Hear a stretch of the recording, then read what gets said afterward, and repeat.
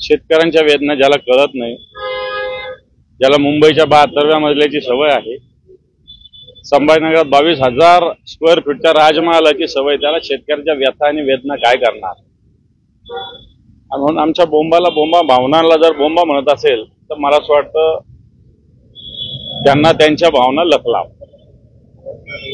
सातत्याने काय करताय? हंबरडा फोडायला दम आहे का तुमच्यामध्ये, किंवा काय मदत काय करताय? घेऊन येणार का, पाठवची देणार का, असं सतत सुरू आहे? आता याच्यावर उत्तर देण्याची मला काही गरज नाही आणि मला आवश्यकता पण नाही त्यांच्या टीकेला. असं कुत्रे भुंकत असतात, त्याच्याकडे आपण काय लक्ष द्यायचं? आपण आपलं काम करायचं असतं. शेतकऱ्याच्या व्यथा वेदना हंबरडा मोर्चाच्या माध्यमातून आम्ही व्यक्त करतोय, कारण सरकारचे कान बंद झालेले आहे. यांना ऐशोरामाची सवय लागली, नोटाच्या मोठ्या बॅगा घरात घेऊन बसायची सवय झालेली आहे. सहकार मंत्री बरं झालंय कबूल केलं सहकार मंत्र्यांनी. यांना कशाचा नाद आहे? यांना नाद टक्केवारीचा आहे, गुत्तेदाराला लुटायचा आहे, महाराष्ट्राला लुटायचा आहे वेगवेगळ्या प्रकल्पाच्या माध्यमातून. मराठा आरक्षणाचा जो GR निघालेला आहे, हैदराबाद गॅझेटियर GR, तो रद्द करा अशी त्यांची मागणी आहे. मोठ्या संख्येने लोक रस्त्यावर उतरतात. त्याच्या भावना जे ते व्यक्त करताय. मराठा समाजाने मराठा समाजाच्या भावना व्यक्त केल्या होत्या, सरकारने त्यांना प्रतिसाद दिला होता. आता ओबीसी भावना व्यक्त करतायत. मला असं वाटतं मराठा समाजाचं ओबीसी देत असताना कोणताही मराठा ओबीसी असं होत नाहीये की जो ओबीसीच आहे पण ज्याच्याकडे प्रमाणपत्र नव्हतं त्याला तोच ओबीसी होतोय. कुणबी म्हणजे काय? कुणबी म्हणजे काय? जो शेती करतो तो कुणबी आहे, कास्तकार तो कुणबी आहे. मराठवाड्यात शेतकऱ्यांचा सगळ्यात जास्त नुकसान झालंय. एका निवडणुकांचा रणसिंग भाजप आणि शिंदेची शिवसेना दोघांच्या नियोजना बैठका मिळावे. आमचं पण अशाच पद्धतीनं मराठवाड्याचं शिबिर होतं कार्यकर्त्यांचं, परंतु शिबिर जेव्हा ठरलं त्याच्यानंतर ही अतिवृष्टी झाली. आम्ही हे शिबिर कॅन्सल केलं, रद्द केलं आणि शेतकऱ्यांच्या विषयी गावोगाव गेलो, शेतकऱ्यांना मदत दिली, तालुकानिहाय निदर्शनं केली, तहसीलवर कलेक्टरवर केली आणि आता विभागीय आयुक्तालयावर मोर्चा काढतोय. त्याच्यामुळे त्यांना राजकारणाच्या पोळ्या भाजायच्या लागल्या. आम्हाला शेतकऱ्याच्या व्यथा आणि वेदना आमच्या दृष्टीनं महत्वाच्या आहे. मेळावे राजकारणाचं राजकारण त्यांनी काय लपवून थोडी ठेवलं, राजकारणाचाच भाग आहे. माणिकराव कोकाटे दुबईला गेलेले आहेत आणि क्रीडा विभागाचा निधी आहे, जे पुण्याचं क्रीडा संकुल आहे, त्याच्या मेंटेनन्सचा निधी वापरून ते दुबईला गेले आहे क्रीडा संकुल पाहायला आणि कसं चांगलं करायचं ते करायला. पुण्याचं क्रीडा संकुल तसं पाहायला गेलं, बालेवाडीचं तर अत्याधुनिक आहे, राष्ट्रकुल स्पर्धा तिथं झालेल्या आहे. त्याच्यापेक्षा दुबई तर एवढसा देश आहे, तिथलं क्रीडा संकुल काय बघणार? मला असं वाटतं स्वतःची एक ट्रिप असेल, सुट्ट्या घालवायची असेल म्हणून ते गेले असतील. हे काय पाहायला गेलं हे फॉर्मॅलिटी दौरा दाखवला असेल त्यांनी. कारण पुण्याचं बालेवाडीचं दुबई 10 वेळेस दुबईच्या पेक्षा चांगलं आणि सुव्यवस्थित आपलं बालेवाडीचं क्रीडा संकुल. धरण क्षेत्रामध्ये पर्यटन स्थळी आता दारू मिळणार आहे पाहिला. आता घराघरात दारू मिळणार, रस्त्यावर सुद्धा दारू काही दिवसानं महसुलासाठी सरकार देणार आहे. आमच्या काळामध्ये बिअर शॉपी किराणा दुकानावर द्यायचं तर हे महाराष्ट्र मद्यालय करण्याची भूमिका घेतली होती. आता हे महाराष्ट्र मद्यालय होऊ काय होऊ लागलं? सगळ्या ठिकाणी ऑफिशियली मद्यालय द्यायची परमिशन देत आहे सरकार आणि म्हणून या महाराष्ट्राचं मद्यालय ते करायच्या दिशेनं लागले. मागे परवाने द्यायला सुरुवात केली, कारखान्याला लायसन द्यायला सुरुवात केली, धरण क्षेत्रात द्यायला दिली, उद्या नद्याच्या क्षेत्रात देतील, परवा ओढ्याच्या क्षेत्रात देतील, परवा नाल्याच्या क्षेत्रात देतील, सगळीकडे. नांदेडला GR जारी झालेला आहे मदतीचा, त्यामध्ये नांदेडचा समावेशच नाही. नांदेडमध्ये सगळ्यात जास्त नुकसान आहे. मी तो GR पूर्ण वाचलेला आहे. परवा मुख्यमंत्र्याची पत्रकार परिषदेत केलेली भूमिका आणि या GR मध्ये प्रचंड विसंगती आहे. मला वाटतं उद्या मोर्चाच्या समयास आम्ही ती सगळी समोर आणू. मी पूर्ण GR व्यवस्थित वाचलेला आहे, पहिल्या ओळीपासून शेवटच्या ओळीपर्यंत. मदत असेल, जिल्हे असेल, तालुका असेल, या सगळ्यामध्ये मुख्यमंत्र्याचं वक्तव्य आणि या GR मध्ये मला असं वाटतं तफावत आहे. ही वगळलंच आहे म्हणजे लिस्टमध्ये नावच नाही आहे. हे पण नांदेडला तर मोठी, आता परवा नांदेड बोललेले आहे देवेंद्रजी, हा GR मध्ये नाही आहे. 33 जिल्हे का 32 जिल्हे त्या GR मध्ये. हा मी बघितले ते, तिथे किती तालुके, कोणते तालुके त्या GR मध्ये उल्लेख आहे.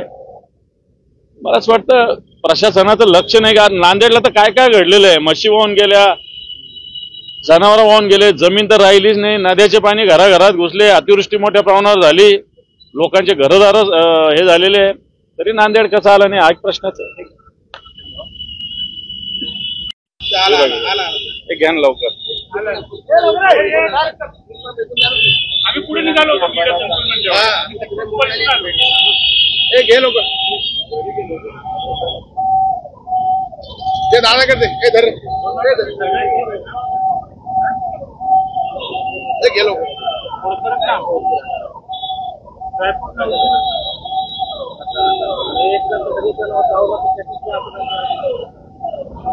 उद्याचा तुमचा मोर्चा झाला का? झालं. एक मिनिट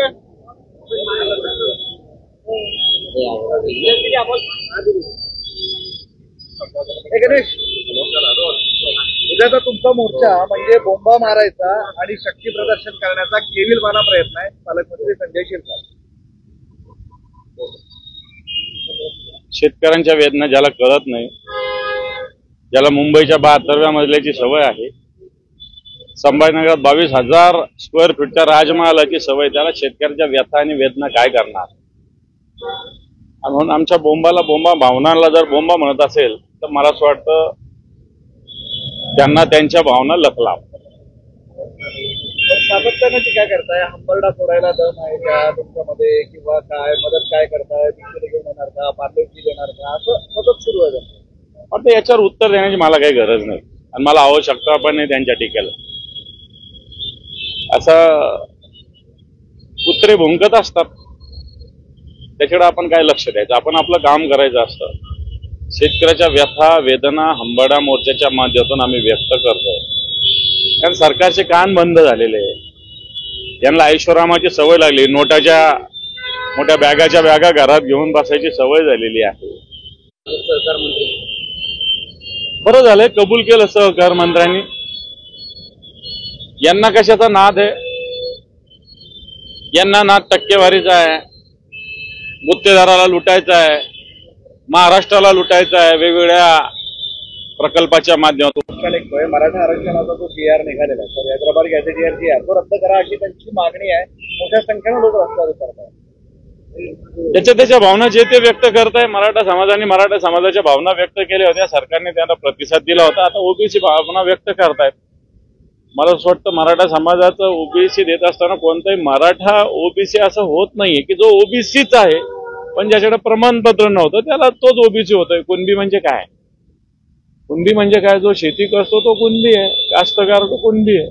मराठवाड्या शेतकऱ्यांचा सगळ्यात जास्त नुकसान झालंय. एका निवडणुकांचा रणसिंग भाजप आणि शिंदेची शिवसेना दोघांच्या नियोजना बैठका मिळावे. आमचं पण अशाच पद्धतीनं मराठवाड्याचं शिबिर होतं कार्यकर्त्यांचं. परंतु शिबिर जेव्हा ठरलं त्याच्यानंतर ही अतिवृष्टी झाली. आम्ही हे शिबिर कॅन्सल केलं, रद्द केलं आणि शेतकऱ्यांच्या विषयी गावोगाव गेलो, शेतकऱ्यांना मदत दिली, तालुकानिहाय निदर्शनं केली, तहसीलवर कलेक्टरवर केली आणि आता विभागीय आयुक्तालयावर मोर्चा काढतो. त्याच्यामुळे त्यांना राजकारणाच्या पोळ्या भाजायच्या लागल्या. आम्हाला शेतकऱ्याच्या व्यथा आणि वेदना आमच्या दृष्टीनं महत्वाच्या आहे. मेळावे राजकारणाचं राजकारण त्यांनी काय लपवून थोडी ठेवलं, राजकारणाचाच भाग आहे. माणिकराव कोकाटे दुबईला गेलेले आहेत आणि क्रीडा विभागाचा निधी आहे जे पुण्याचं क्रीडा संकुल आहे त्याच्या मेंटेनन्सचा निधी वापरून ते दुबईला गेले आहे क्रीडा संकुल पाहायला आणि कसं चांगलं करायचं ते करायला. पुण्याचं क्रीडा संकुल तसं पाहायला गेलं बालेवाडीचं तर अत्याधुनिक आहे, राष्ट्रकुल स्पर्धा तिथं झालेल्या आहे. त्याच्यापेक्षा दुबई तर एवढसा देश आहे, तिथलं क्रीडा संकुल काय बघणार. मला असं वाटतं स्वतःची एक ट्रिप असेल, सुट्ट्या घालवायची असेल म्हणून ते गेले असतील. हे काय पाहायला गेलं हे फॉर्मॅलिटी दौरा दाखवला असेल त्यांनी. कारण पुण्याचं बालेवाडीचं दुबई 10 वेळेस दुबईच्या पेक्षा चांगलं आणि सुव्यवस्थित आपलं बालेवाडीचं क्रीडा संकुल. धरण क्षेत्रामध्ये पर्यटन स्थळी आता दारू मिळणार आहे पाहायला. आता घराघरात दारू मिळणार. रस्त्यावर सुद्धा दारू काही दिवसानं महसुलासाठी सरकार देणार आहे. आमच्या काळामध्ये बिअर शॉपी किराणा दुकानावर द्यायचं तर हे महाराष्ट्र मद्यालय करण्याची भूमिका घेतली होती. आता हे महाराष्ट्र मद्यालय होऊ काय होऊ लागलं. सगळ्या ठिकाणी ऑफिशियली मद्यालय द्यायची परमिशन देत आहे सरकार आणि म्हणून या महाराष्ट्राचं मद्यालय ते करायच्या दिशेनं लागले. मागे परवाने द्यायला सुरुवात केली, कारखान्याला लायसन द्यायला सुरुवात केली, धरण क्षेत्रात द्यायला दिली, उद्या नद्याच्या क्षेत्रात देतील, परवा ओढ्याच्या क्षेत्रात देतील, परवा नाल्याच्या क्षेत्रात देतील, सगळीकडे. नांदेडला GR जारी झालेला आहे मदतीचा, त्यामध्ये नांदेडचा समावेशच नाही. नांदेडमध्ये सगळ्यात जास्त नुकसान आहे. मी तो जी आर पूर्ण वाचलेला आहे. परवा मुख्यमंत्र्याची पत्रकार परिषदेत केलेली भूमिका आणि या जी आर मध्ये प्रचंड विसंगती आहे. मला वाटतं उद्या मोर्चाच्या समयास आम्ही ती सगळी समोर आणू. मी पूर्ण जी आर व्यवस्थित वाचलेला आहे, पहिल्या ओळीपासून शेवटच्या ओळीपर्यंत. मदत असेल, जिल्हे असेल, तालुका असेल, या सगळ्यामध्ये मुख्यमंत्र्याचं वक्तव्य आणि या जी आर मध्ये मला असं वाटतं तफावत आहे. ही थेट वगळलंच आहे हो, म्हणजे लिस्ट मध्ये नावच नाही आहे. हे पण नांदेडला तर मोठी, आता परवा नांदेड बोललेले आहे देवेंद्रजी. JR मध्ये नाही. हा, जी आर मध्ये नाही आहे. 33 जिल्हे का 32 जिल्हे त्या जी आर मध्ये. हा, मी बघितले ते. तिथे किती तालुके, कोणते तालुके त्या जी आर मध्ये उल्लेख आहे. मला असं वाटतं प्रशासनाचं लक्ष नाही का. नांदेडला तर काय काय घडलेलं आहे. म्हशी वाहून गेल्या, जनावर वाहून गेले, जमीन तर राहिलीच नाही, नद्याचे पाणी घराघरात घुसले, अतिवृष्टी मोठ्या प्रमाणावर झाली, लोकांचे घरदार हे झालेले, तरी नांदेड कसं आलं नाही हा एक प्रश्नच आहे.